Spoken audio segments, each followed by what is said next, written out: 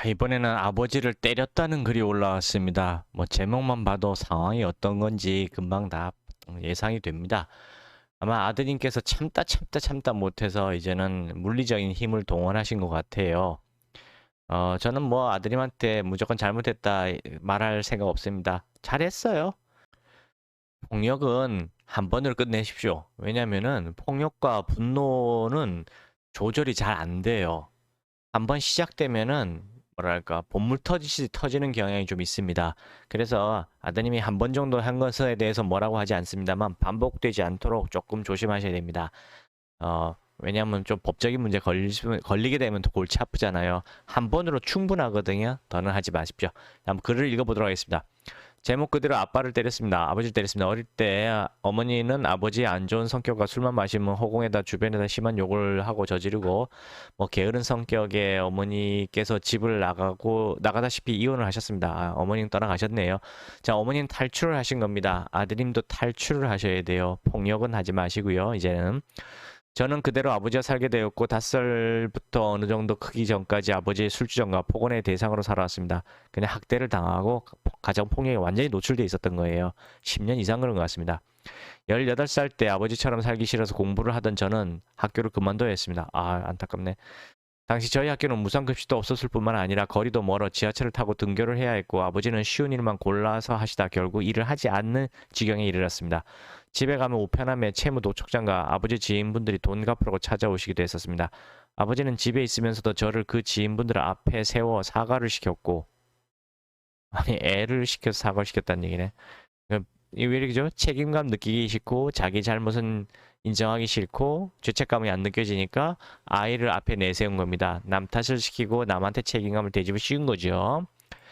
저는 이제 학교를 갈 교통비도 없고 돈이 너무 없어서 알바 천국으로 숙식 알바를 찾아 성인 척 속여 힘든 일을 했습니다. 제가 집을 나가 들어오지 않으니 문자로 자살하겠다 하여 제가 119에 불러놓고 집에 찾아갔지만 바퀴벌레가 그 득실한 바닥에서 술만 마시고 있더라고요. 이대로 두면 진짜 무슨 일 생기겠다. 자기는 죽을 때 길에 나가서 무고한 사람들을 죽이고 자신도 죽겠다고 여러 번 말을 했기에 저는 우선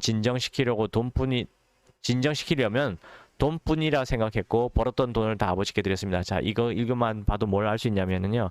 이 아버지는 가스라이팅의 아주 전문가란 뜻입니다. 상대방 아들의 죄책감을 살살 유발해가지고 아들의 주머니에서 돈을 빼내는 그 착취하는 능력이 아주 발달된 사람이에요. 그리고 아들의 또 죄책감을 유발해서 탈출해 나갔던 도망가던 아들을 다시 땡겨내는 다시 미끼를 던져서 낚시질 해내는 후버링에도 아주 천재적입니다. 이 아버지는요 단순한 알코올 중독이 아니고요 가스라이팅의 전문가가 되어 있습니다. 보통 나르시스트라고 표현하기도 하는데요. 이건 답이 없어요. 알코올 중독에다가 가스라이팅까지 하는 나르시스트이라면은 이거는 무조건 탈출하셔야 돼요. 뒤도 돌아보시면 안 됩니다. 혹시나 하는 미련, 혹시나 하는 어떤 죄책감 이런 거 가지시면 안 돼요. 그러면 어떻게 되냐고요? 탈출할 때 전화번호를 완전히 바꾸셔야 돼요. 그 핸드폰 자체 내에서 이렇게 차단하는 거 해봐야 아무 소용 없어요. 왜냐면은 한 1년, 2년 지난 동안에 차단 문자 메시지를 한번 보는 순간 다시 충격을 받고 혼란에 빠지게 됩니다.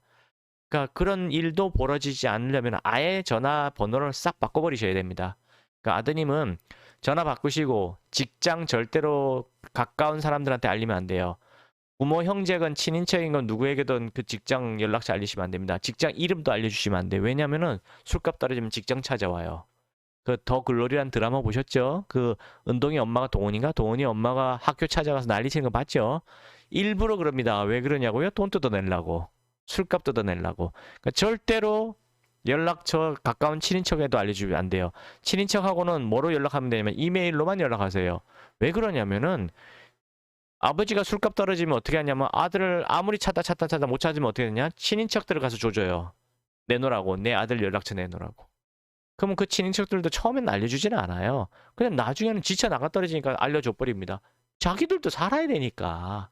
그러니까 절대로 친인척한테도 연락처 알려주시면 안 돼요. 특히 직장 어디 다니는지 돈 벌고 있다는 얘기 절대로 하면 안 돼요. 아무에게도 내가 돈을 벌고 있다는 얘기는 하면 안 됩니다. 절대로. 명심하세요. 나중에 그나마 있는 집도 주인이 아버지를 쫓아냈었고 제가 돈 모아서 첫 장만한 원룸집에 아버지를 드릴 수밖에 없었습니다. 아, 이거 아버지를 다시 드렸다네요. 큰일인데. 항상 돈 벌어 가져다 주는 저는 24살에 옷 한 벌 사 입지 못하며 하루 12시간씩 최저시급을 받으며 일을 했고, 오늘 집에서 제가 자고 있는데 아버지가 또 술주정을 하시며 저에게 죽여버린다. 네 엄마가 날 만날 때 바람 펴서 너가 나은 거다. 이런 입에 담지 못할 욕들을 아침 8시부터 하셨습니다. 제가 5살 때부터 24살까지 참아온 게 터지며 아버지에게 욕을 퍼부었고 아버지는 절 죽이겠다며 쇳덩이를 저한테 휘두르기 시작했습니다. 저는 너무 화가 나 아버지를 집어던지고 위에 올라타 미친 듯이 가격을 했고 아버지는 입술이 터지고 이빨이 빠졌습니다. 저는 병원에 가라고 제 전 재산인 돈을 주고 집을 나온 상태입니다. 참. 자, 본인이 명심하셔야 돼요. 자녀분들. 본인이 통제할 수 없는 일에 대해서 너무 죄책감과 책임감을 갖지 마세요. 왜냐면 그거는 자녀분들의 책임이 아니고 자녀분들의 잘못이 아니기 때문입니다. 그건 하늘이 정한 것이기 때문에 하늘에다 욕을 하든가 하늘에다 기도를 하는 것 정도로 할 도리 다 한 거예요. 그 이상 죄책감과 책임감 갖지 마세요. 지금 아드님이 아버지를 다시 자기 집으로 이게 들여오게 했다잖아요. 절대로 그러면 안 됩니다. 이게 가스라이팅이라는 게 뭔지 모르기 때문에 자녀분이 이게 가스라이팅에 그냥 끌려가고 당하고 있는 거예요. 그리고 우리나라 알코올 중독은요. 국가가 지금 손을 놔버린 상태예요. 그냥 방치한 상태입니다. 개인에게 다 떠넘겨버린 상태예요.